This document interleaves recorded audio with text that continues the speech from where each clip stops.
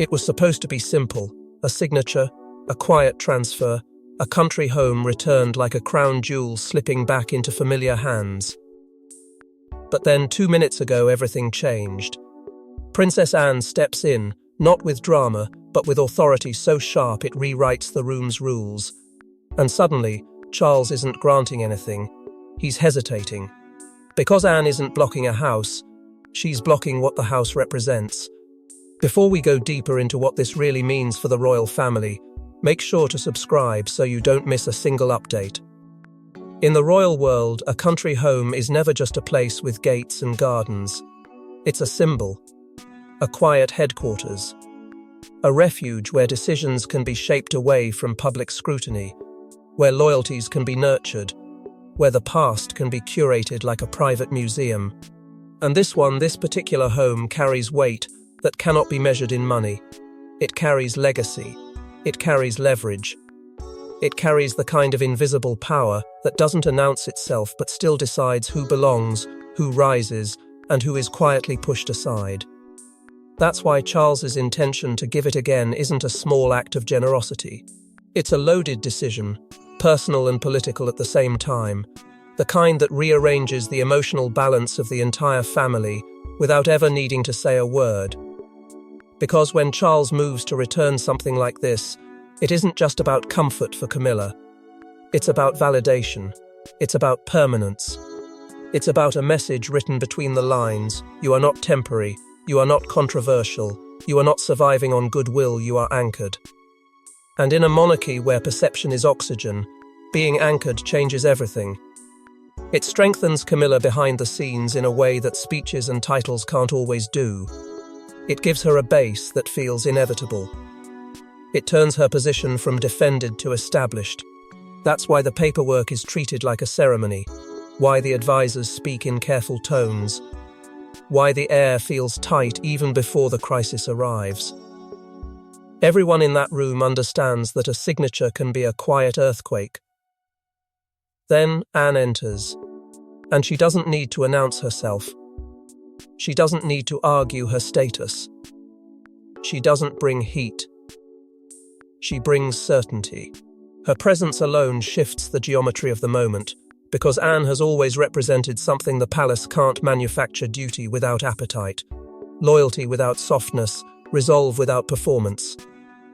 She arrives swiftly, decisively, like a door closing on a plan that thought it had already won.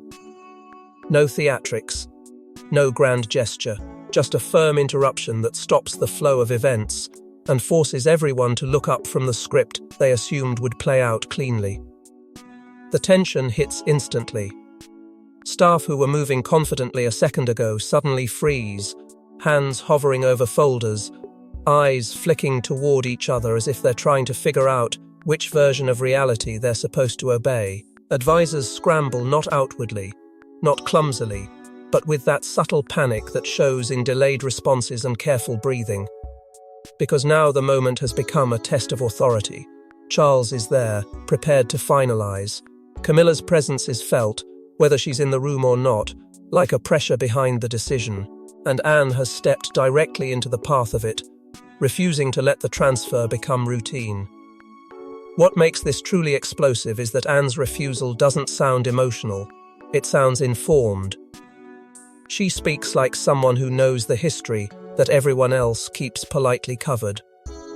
And that's where the foreshadowing sharpens. Because the home isn't just a prize, it's a vault. A place tied to old agreements, old promises, and wounds that were never healed, only managed. There are stories embedded in that property that the palace doesn't want circulating again. There are understandings that were made when emotions were raw and reputations were fragile. There are lines that were drawn in private so the family could survive in public. And Anne's posture, calm, controlled, almost grim, suggests she remembers every one of those lines. Charles hesitates, and the hesitation is everything. Not because he's weak, but because his hesitation betrays doubt. Doubt about whether this transfer is wise. Doubt about what it might awaken. Doubt about whether giving the home again is truly a gift, or a concession with consequences. And in that split-second pause, the room feels something it isn't supposed to feel around a king: uncertainty. Anne isn't challenging his title. She's challenging the decision that could redefine the balance of influence behind closed doors. And the more Charles delays, the more it becomes clear this isn't simply about a house. It's about the future shape of power. Anne's first words land like a verdict, not because they're loud, but because they're final. Precise. Impossible to misinterpret. The tone of someone who has weighed the cost and decided it's too dangerous. A warning disguised as a boundary. And suddenly the palace realizes the transfer was never just a private arrangement. It was part of a larger strategy to stabilize Camilla's position, to strengthen her foundation quietly, to make her harder to challenge, harder to undo. Anne has seen that strategy forming, and she has chosen this moment, this signature moment, to cut it off before it becomes irreversible. And as Charles pauses just long enough to betray doubt, the palace realizes Anne didn't come to negotiate. She came to stop a chain reaction already in motion. Anne doesn't raise her voice. She doesn't need to. When she speaks, the room rearranges itself around her because she's not chasing approval, she's enforcing reality. Charles expects loyalty. Camilla expects compliance. But Anne isn't refusing out of jealousy or ego. She's refusing because she knows what happens when that country home changes hands. Old promises crack open, old leverage returns, and the monarchy starts paying for choices it thought were buried. The moment Anne interrupts the transfer, she does it with a restraint that feels almost brutal. No grand accusation. No emotional display, just a quiet, precise refusal delivered through the same channels that were meant to finalize the deal. That's what makes it hit, like a shockwave. In a family trained to control appearances, Anne's greatest weapon is that she doesn't need to appear powerful, she simply is. In this fictional world, she's the hard spine of the institution, the one who shows up when everyone else is still arranging their excuses. Duty without softness, loyalty without flattery. The kind of presence that doesn't beg to be heard because it assumes it will be. And that reputation is exactly why her refusal can't be dismissed. If Anne blocks something, it's never because she's petty. It's because she believes the cost of allowing it is bigger than the discomfort of stopping it. She doesn't say that aloud, but the room reads it anyway. Advisors stiffen. Staff become careful. Even Charles, who entered the moment with the confidence of a man who believed he was completing a necessary step, starts to look like someone realizing the ground under him isn't as stable as he thought. Because Anne isn't reacting to a house, she's reacting to what the house unlocks. Her motive sits beneath every word: protect the legacy, protect the institution, protect someone's memory. That last part is the most dangerous, because it implies the home is not neutral territory. It's tied to a past arrangement, one that was designed to prevent exactly this moment from happening again. A compromise that kept peace when emotions were raw and reputations were vulnerable. A line drawn in private so the monarchy could survive in public. Anne's refusal carries the weight of that old line, like she's physically standing on it to keep it from being erased. She blocks the transfer strategically, the way only Anne can, not by making a scene, but by making the process impossible. A pause in the paperwork. A request for clarification that forces legal counsel to hesitate. A reminder of precedent that makes signatures feel suddenly reckless. She doesn't shout no. She turns yes into a risk nobody wants to personally own. That's the genius of it. If she were dramatic, she could be portrayed as unstable. Instead, she becomes the guardian of caution, and everyone else starts to look impatient, hungry, or careless by comparison. Charles' inner conflict becomes visible in the smallest shifts. He wants to be seen as decisive, as fair, as the steady hand guiding the monarchy forward. And there's something more personal too: affection, obligation, the desire to secure Camilla's comfort and legitimacy in a way that feels permanent. but Anne's warning sits like ice in his chest. Because he recognizes the logic she's implying, you don't move a symbol like this without consequences. You don't return a base of power without reactivating the old networks attached to it. And once those networks awaken, the palace doesn't get to choose what comes back with them. Camilla's stake, meanwhile, is not just sentimental. In this story, the home is validation in brick and land permanence in a way titles never fully achieve. Titles can be debated, titles can be reframed, titles can be softened in the public mind with enough rumor and enough time. But a home like this is tangible. It is claimed. It is a signal to every insider who watches the monarchy like a chessboard. Camilla isn't merely included, she is installed. It's the kind of security that changes how people behave around her, how alliances form, how doors open, how silent permissions are granted. And Anne understands that better than anyone in the room. So when Anne speaks again, she doesn't attack Camilla directly. That would be too easy, too messy, too useful for people who want to frame this as petty rivalry. Instead, she says something colder and more final, something that makes even Charles's advisors avoid each other's eyes. She references a sealed understanding, not a rumor, not a preference, an understanding formal enough to matter, private enough to terrify. And in that instant, Charles's authority collides with his past. Because Anne isn't just refusing, she's reminding him that he once agreed to limits he cannot publicly deny without exposing why those limits existed in the first place. The room goes still, because everyone senses it. This isn't a family disagreement anymore. It's a locked drawer being opened, slowly, in front of people who are not supposed to see what's inside. Charles can't brush it off without looking like he's hiding something. He can't push forward without stepping over a boundary that may have been set for survival. And Anne watches him with that unblinking steadiness that feels like judgment without a single insult. She's forcing him to choose not between two people, but between convenience and consequence. Because once Anne invokes an understanding that was never meant to be spoken aloud, the question shifts from can Charles give the home to what did Charles promise not to do? Country homes look peaceful from the outside, that's the trick.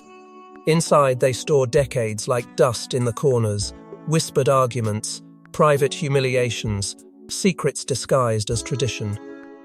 Anne claims this home was never meant to be gifted again, not because of sentiment, but because of risk.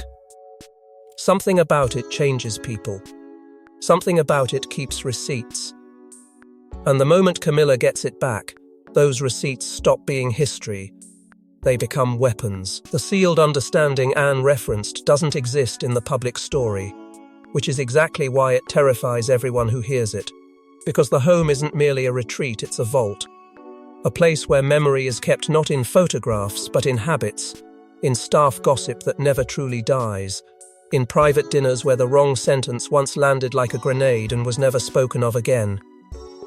People think power lives in speeches, but power often lives in places like this, where decisions are made quietly and loyalty is tested without witnesses. Anne knows that, and she knows the palace does too. That's why her refusal feels so final. She isn't protecting a building, she's protecting the institution from what that building can resurrect. Rumors have always clustered around the home like mist you can't wave away. Not tabloid noise, something older, more internal. A private incident, half buried, that still shapes how certain names are spoken in certain rooms. The kind of moment that never becomes a headline because the palace smothers it with procedure and silence.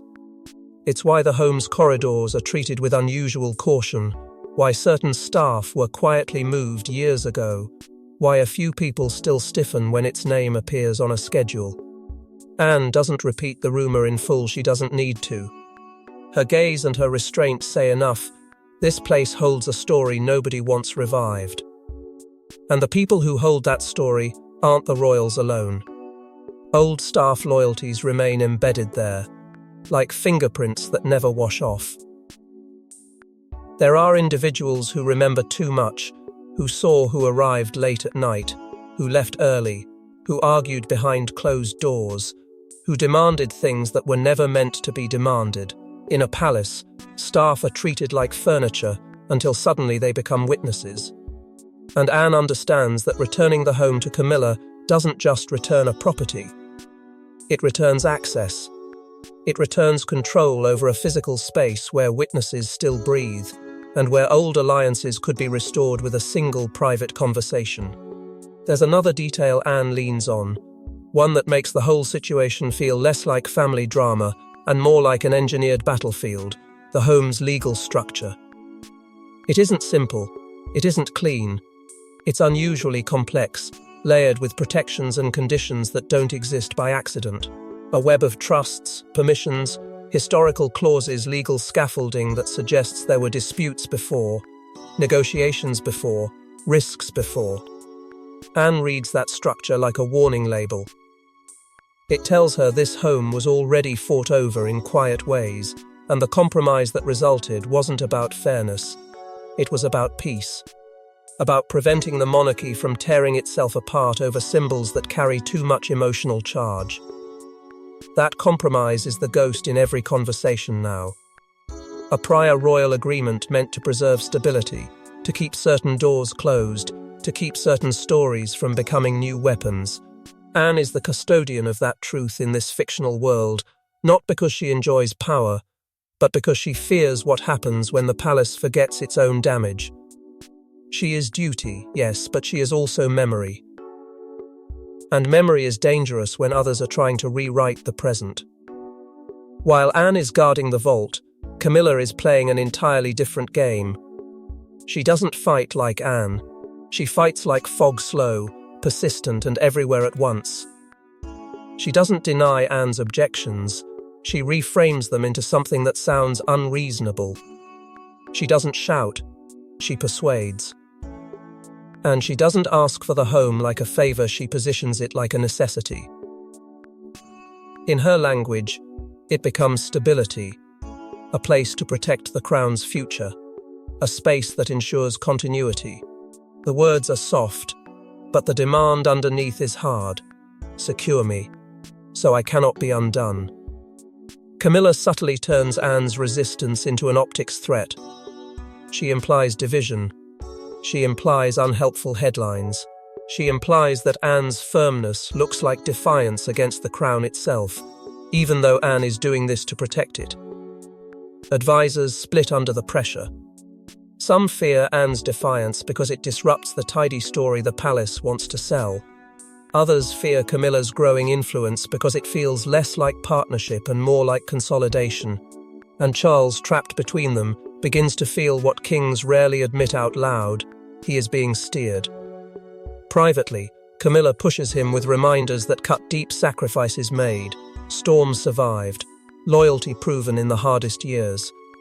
She frames the home as the final confirmation that she is not merely tolerated, but secured. And then she hints at a bargaining chip, the kind that never appears in official notes. If she's stabilized, she can manage other problems. Smooth tensions, quiet whispers, keep certain people cooperative. It's transactional monarchy, and Anne hears the corrosion in it immediately. Because once stability is bought with concessions, the crown stops being a symbol and becomes a marketplace. And even as this psychological chess match plays out, Camilla's camp does something that turns tension into urgency. They prepare paperwork anyway. Quietly. Efficiently.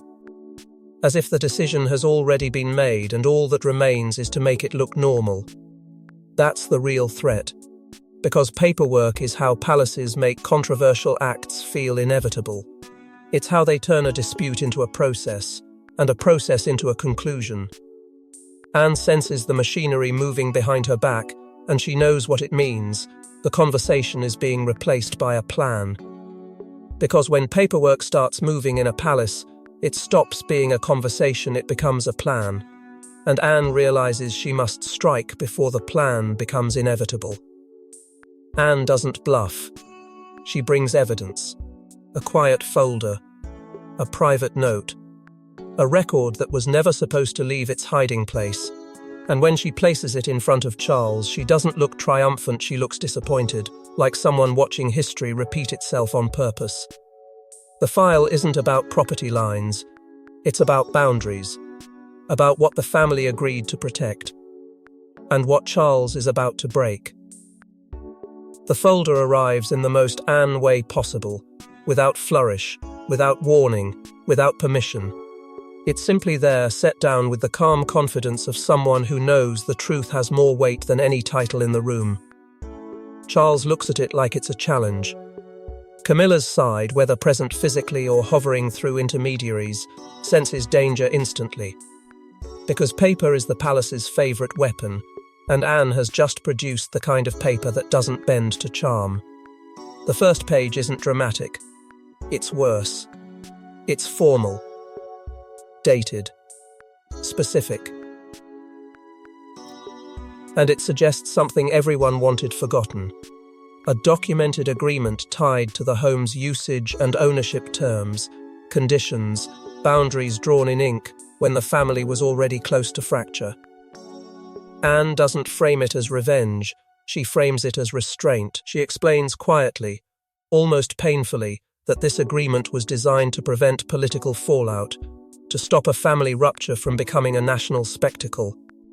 A safety lock built during a crisis, not to punish anyone, but to keep the monarchy from hurting itself again. That's the emotional punch. Anne isn't saying, "I hate Camilla." She's saying, "I remember what it cost to survive last time." And she speaks with that sharp, grounded duty that makes her feel less like a sister and more like the institution's last firewall. Charles's reaction is immediate and complicated, and it cracks through his composure in small, undeniable ways. He recognizes the truth and resents it. Because agreements like this are humiliating to a king. They imply limits. They imply that even he can be restrained by past decisions he didn't expect to follow him forever. He stares at the pages as if they're both a warning and an accusation. Anne, watching him, doesn't look satisfied. She looks weary, like she's holding up a mirror to a choice he's making on purpose. Like she's seen this pattern before, the palace convinces itself time has erased consequences, and then time returns with receipts. And that's the heart of it, receipts. Anne admits she kept this file not to control Charles, but to protect the monarchy from itself. She didn't hoard it for leverage. She guarded it like a hazardous object, because she understood what happens when power starts negotiating with optics instead of principle.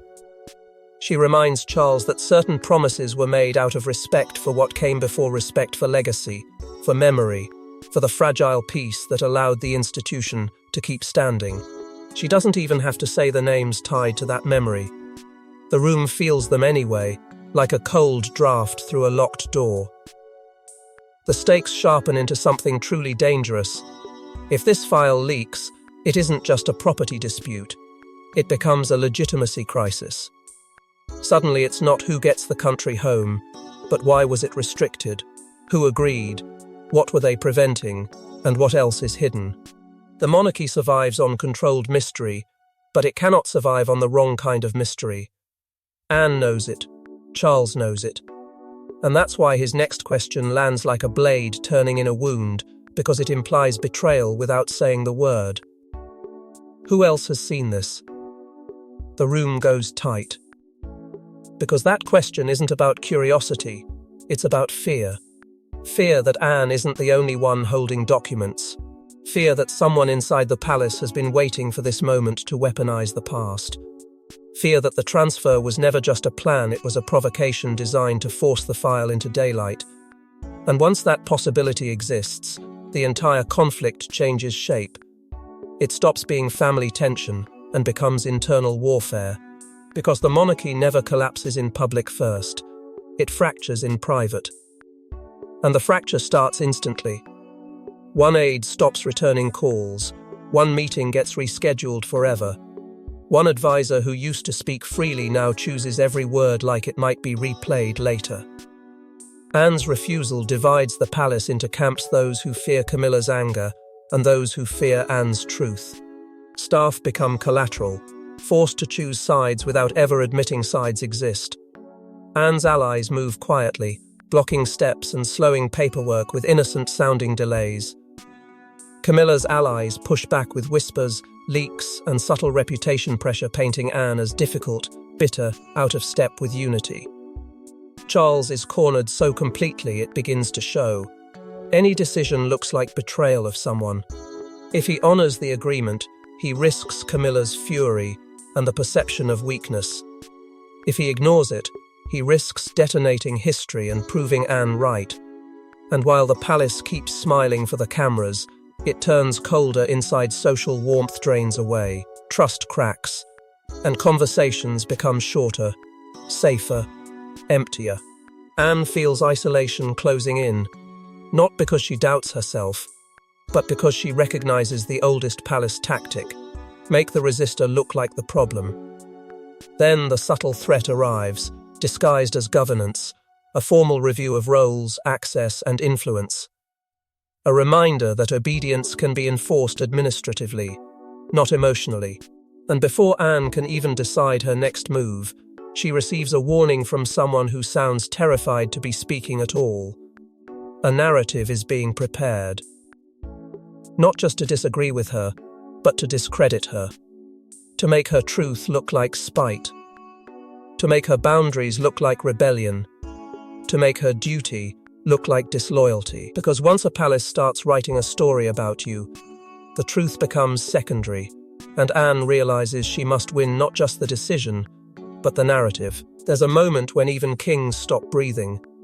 Anne delivers hers with surgical calm, a final move that doesn't look like rebellion until you realize what it threatens to expose. She doesn't demand, she doesn't plead. She simply draws the boundary and makes Charles choose which crown he's protecting: his public one or his private promises. And the cruelest part? Anne knows Charles will hate her for being right.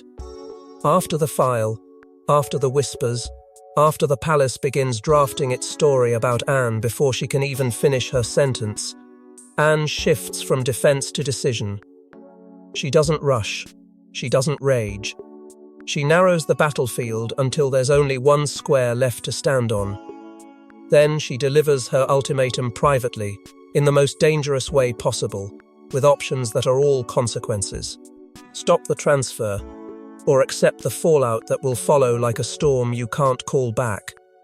It isn't a threat wrapped in ego, it's a warning wrapped in duty. She makes it clear almost gently that she has the means to force transparency without stepping into the tabloids first. Legal channels. Institutional safeguards.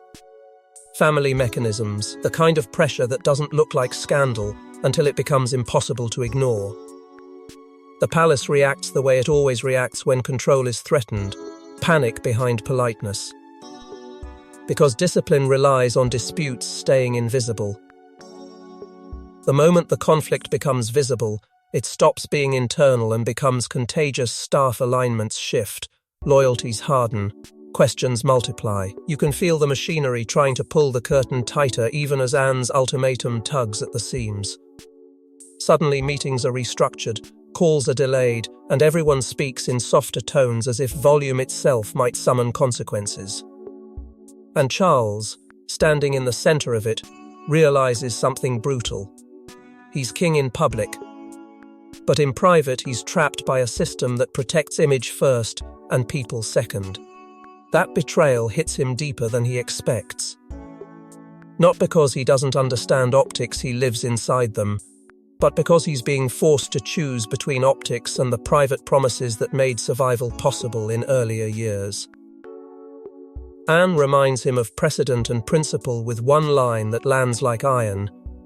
This was never meant to be revisited, not because it's convenient, but because reopening it invites disaster. She doesn't speak like a sister in that moment. She speaks like the last person willing to absorb blame so the monarchy doesn't shatter itself for the sake of one symbolic victory. And then Anne delivers the twist that changes the temperature of the entire fight.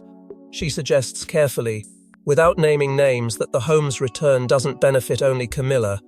It benefits a faction, a network, A quiet group of interests that have been nudging the monarchy toward consolidation, toward control, toward a future where certain voices are amplified and others are reduced to background. She doesn't say who. She doesn't have to. The intent is obvious in the way the room reacts, in the sudden stiffness of those who know exactly what she's implying. Because now it isn't simply a family disagreement. It's a warning about influence. About who gains leverage if Camilla has that base again. About who has been counting on Charles signing the paper so the palace can call it done. Charles's breathing changes. His posture tightens. You can almost feel him weighing it, his public crown, the one that must appear steady, versus his private promises, the ones that kept the institution from imploding when emotions were raw. Anne knows what he's thinking, and that's why she doesn't push with drama. She pushes with inevitability. If he signs, she will not be able to protect him from what comes next. If he stops, he will have to admit, at least privately, that Anne was right to draw the line. But as Anne turns to leave, a senior insider intercepts her with a warning delivered in a voice too quiet to be brave. It's not sympathy, it's survival. If you push this, they'll call you disloyal and they'll make it stick. And in that instant, Anne understands the true danger. It isn't being wrong. It's being right in a way the system cannot afford to acknowledge, because acknowledging it would expose how decisions are really made. Then comes the statement, measured, polished, reassuring. A promise of unity that feels strangely empty, like a smile held too long. Publicly, it's framed as routine, misunderstandings resolved, family aligned, nothing to see. The transfer is reconsidered. Priorities are reviewed. Harmony is restored. The language is so smooth it almost erases the tension for anyone who wasn't inside it. Almost.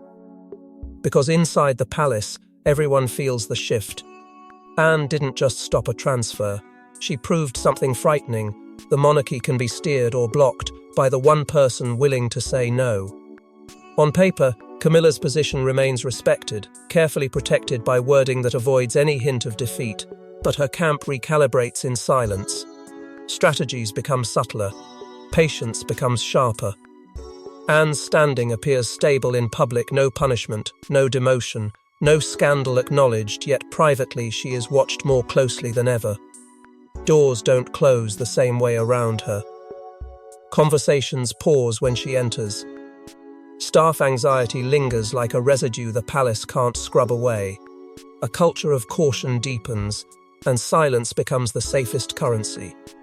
Charles is left with the most haunting reckoning of all. Did he avoid disaster, or did he merely postpone it? Because the country home remains unresolved, not granted, not forgotten. Simply suspended like a loaded cymbal waiting for the next hand to reach for it. And the final whisper spreads through the corridors with the chill of truth. The real battle was never the home. It was who gets to decide the monarchy's future, who holds the pen, who controls the paper, and who dares to say no when everyone else is trained to smile. And if you think this ends here, remember, palaces don't forget resistance. They simply wait for the next moment to try again, with sharper paperwork and quieter knives. Thanks for watching. Please don't forget to like and subscribe, and we will see you in next one.